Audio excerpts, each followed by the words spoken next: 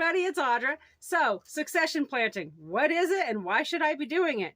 Succession planting is when you're going to be either planting plants out at various intervals or even starting your seeds to plant out at various intervals. So here in the greenhouse right now, I've been doing a lot of planting, tomatoes, greens.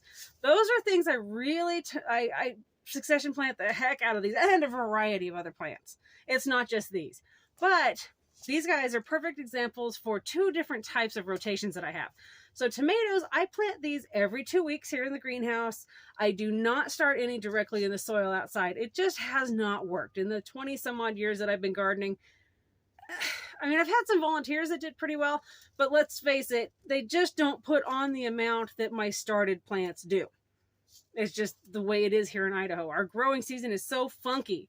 So that's why I start 2 weeks, 2 weeks, 2 weeks.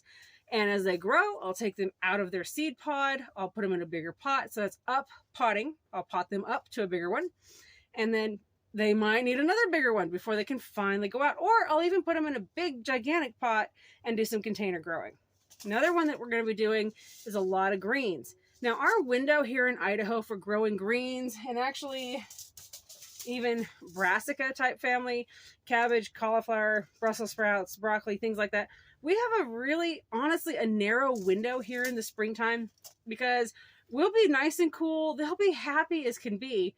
And then all of a sudden, we're going to get really hot. You're going to walk out there and you're going to see a whole bunch of beautiful little flowers poking up from your plant. And you're like, what? And let me tell you, when you have tried some of that sour romaine lettuce or some of this when it sours, woof, you will learn pretty quickly that don't even bother with those that have gotten hot. It's time to pull them, use them as a ground cover and fertilize for other plants, use them as compost tea, something else. But their use in the garden as food for you is pretty much over. Feed the chickens, feed the goats, feed the cow. So yeah, we have a short window, which means I'm starting these dudes every week. I may not start these every week. Brussels sprouts might be every other week, just like the tomatoes, only because I don't need that many, though let me tell you, I'm putting up a whole lot more again this year than I have in the past.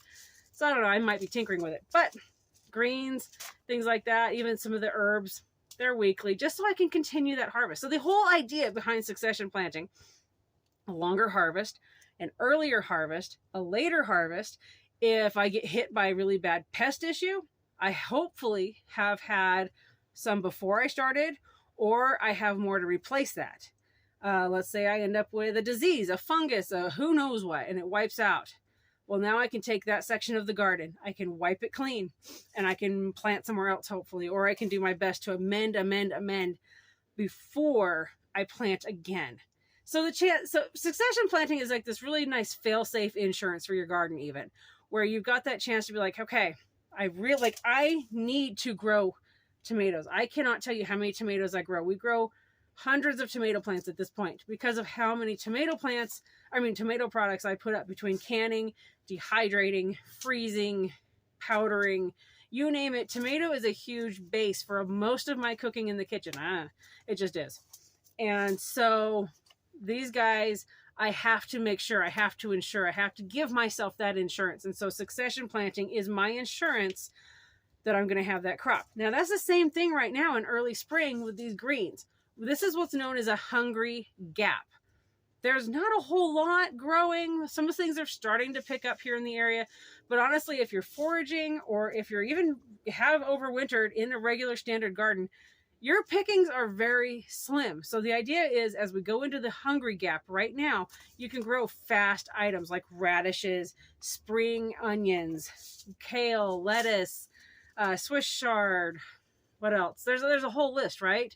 Collards. And by growing those and succession planting, you're going to feed yourself, feed your family more than if you just did it once, right? If you only plant it once, you can only cut from that plant so many times before that plant is so stressed, it's done. It either bolts or really they just kind of stop growing.